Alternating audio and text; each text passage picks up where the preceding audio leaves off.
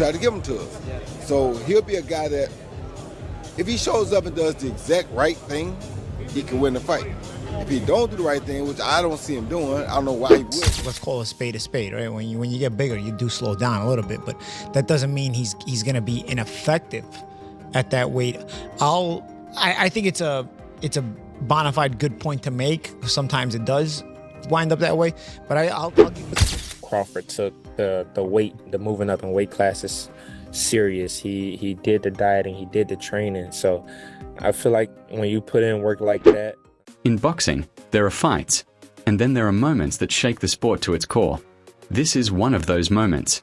Terence "Bud" Crawford, the man who conquered every challenge at welterweight, is stepping into the lion's den to face Canelo Alvarez, a champion who has ruled multiple divisions with power, precision, and pure will. Critics are calling it too risky. Supporters are calling it destiny. But every single person in the boxing world is asking the same question. Can the smaller man, the master technician, defy the odds and dismantle the Mexican king?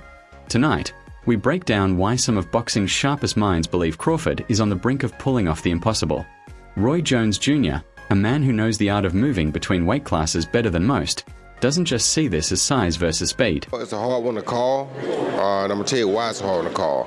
It's a hard one to call because it'll all be predicated upon how Canelo approaches the fight. If Canelo approaches the fight like he's the man and he can box and outbox Terence Crawford, he'll get beat. If he comes out and shows that he really wants to go out and prove the world that he's still the best, he might win. So it all depends on which Canelo comes to the den. He sees it as hunger versus comfort. Jones has been there himself, taking on bigger men and proving doubters wrong. He warns that if Canelo shows up thinking it's an easy night, he's in trouble. In Jones's eyes, Canelo's sharpness and energy aren't quite what they used to be, while Crawford is entering this fight at his absolute peak, physically and mentally. But Jones adds a word of caution. This fight could come down to how well Crawford can take Canelo's punch.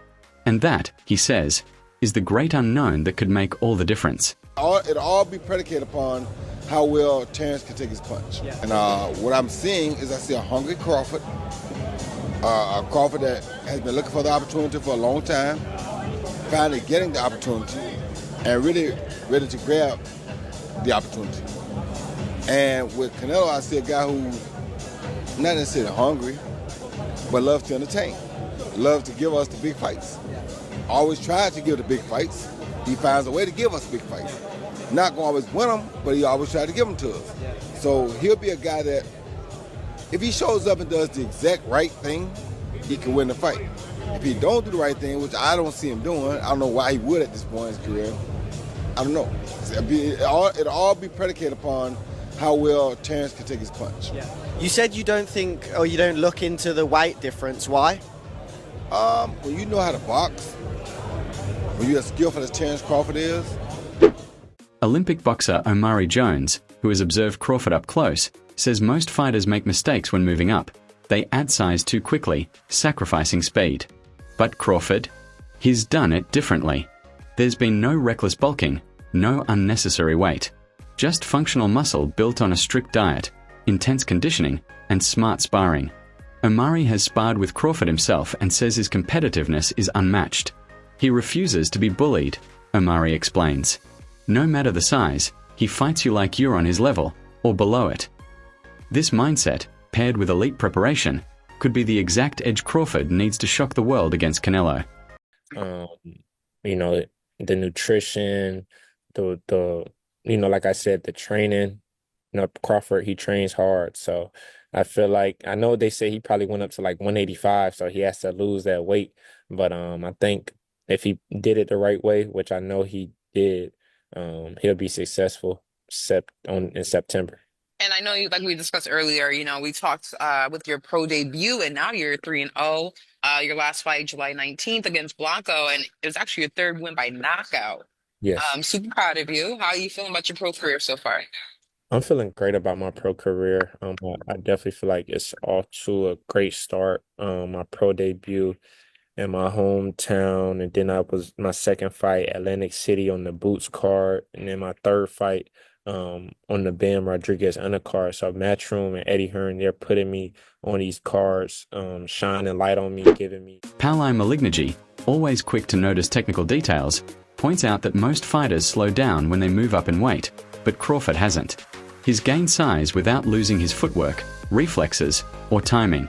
That means when Canelo tries to cut off the ring, Crawford will still have the legs to pivot, angle, and counter. Malignaggi believes this could frustrate Canelo early and force him into mistakes, which Crawford is more than capable of exploiting. I mean, listen, let's call a spade, right? When you get bigger, you do slow down a little bit, but that doesn't mean he's going to be ineffective at that weight. I think it's a bona fide good point to make. Sometimes it does wind up that way, but I'll give you Roy Jones Jr. You know, Roy Jones Jr. Put on weight, was muscular as he moved up the weight classes, and it didn't affect him. Good old Manny Pacquiao did the same thing, So there's times where it affects, and there's times where I guess if you put it on the right way. Only Crawford knows it because the way he's training, right? Because you're going to be sparring with this added weight. You're going to be doing the boxing training with this added weight. So you're going to know how to, maybe taper it down if you need to, or keep it going if you need to. I think over the course of camp, if you start to feel too yoked up and, you get big and then, you're sacrificing reflexes, you're sacrificing athleticism. Max Kellerman, known for his deep analytical breakdowns, dives straight into the tactical side. Crawford's jab, he says, might be the most precise in boxing today. Fast, accurate, and capable of controlling range. While Canelo once had a deadly jab, it's no longer the same weapon it was years ago. Kellerman's take is simple.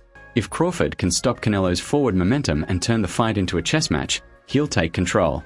That's when his ring IQ, adaptability, and counter-punching skills could turn this into a long, frustrating night for Canelo. Best jab? Crawford. Best defense? Crawford. Nowadays, Crawford. I would say early in the fight, Canelo. And earlier in his career, Canelo. But he hasn't been that kind of fighter in recent years. Although Crawford is also hittable. With any fighter, when you talk about their defense, the question is not, can they be hit with a shot? You take punches. Everyone, the greatest defensive fighters ever get hit. Pernell Whitaker, Willie Pep, Floyd Mayweather, they all get hit. The question is, can you hit them with combinations? And both guys are hard to hit. With the two-piece, hard to hit. So who has the best footwork out of the two? In terms of cutting off the ring, last fight notwithstanding, Canelo has gotten much better at cutting. Shobi's the adult brings a balanced perspective. He reminds everyone that Canelo's strength is no joke. This is a man who has physically manhandled larger fighters before. Canelo's brutal neck and core training have made him incredibly difficult to push back. But Shobi's also points out something most people forget. Crawford has a wrestling background. Wrestling teaches balance, leverage, and how to deal with stronger opponents without panicking. In a fight where physicality will matter, that could be Crawford's secret advantage when things get rough inside. He uses his legs, he uses his core, and then his neck itself to lift up Bivol like Bivol was a featherweight. That is a huge representation of how strong Canelo is. When you look at his workouts, you can tell why he was able to do that. All these damn neck exercises that I wouldn't dare do. Okay, that stuff looks painful. The squatting and all that stuff that he's doing is exactly why Canelo Alvarez, honestly, is a strong fighter. He tried to do it again with William Skull. William Skull shook out of it, but he is a bull. Listen, Terence Bud Crawford is strong. He is, okay? And he understands leverage and he understands those things because he wrestled. Honestly. Rising star Edgar Berlanga's advice to Crawford is simple. Be yourself. Don't try to outmuscle Canelo. Outthink him. Berlanga admits the size jump is massive, but calls it a win-win fight, the kind that defines a career. If Crawford wins, his greatness is undeniable. If he loses, he still earns respect for daring to take on the challenge. He got to go in there and he just got to fight him. You know what I'm saying? He got to go in there. I think Crawford just got to go in there and do what he got to do. You know what I'm saying? He got to just be Crawford, show his IQ, show him why he's a two-time undisputed, world champion, and go in there with confidence. You know what I'm saying? That's all it is. There's a big weight difference, a big weight jump. That could be a difference in the fight. You know, because obviously, you know, it's like me jumping up to heavyweight. Obviously, I'm a foot of power. I'm a foot of the that size difference, you know, compared to my other fights. So I just think that he got to go in there and just be himself. And I said, if he loses, you know, we'll just all know that, hey, you know, he just jumped up 2 weight classes to be great. You know what I'm saying? It's not, he can't really, he's testing himself. He's putting himself, testing himself a great, I guess, a great fighter. So, and I don't doubt him. You know, I don't got no doubt in my mind. You know, he's a 2-time undisputed world champion for a reason. So, you know, and I don't think none's gonna phase him in that fight. You know what I'm saying? Maybe the power, maybe the size, you know what I'm saying? And you know, Canelo, he's not knocking Canelo out. So he just gotta go in there just IQ. Would you lean towards Canelo still in that fight? I got faith in him. I think Crawford could do it. You know what I'm saying? I think he could do it. Just like I said, just the size, the only shit that throws the fight off is the size and, you know, obviously the power. And Canelo's IQ too, because Canelo got IQ, you know what I'm saying? And Canelo fought a lot much bigger guys, you know. So I know the Crawford's power ain't gonna phase him. I know Crawford's size ain't gonna phase him either, you know what I'm saying? So, but for me, I think. Then there's Teddy Atlas, who doesn't mince words when talking about fighters he respects. For Atlas, Crawford is special.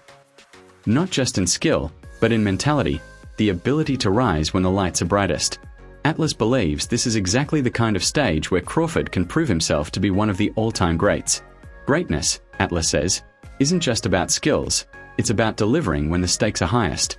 Crawford versus Canelo Alvarez at 168 pounds. Canelo's really good, really good.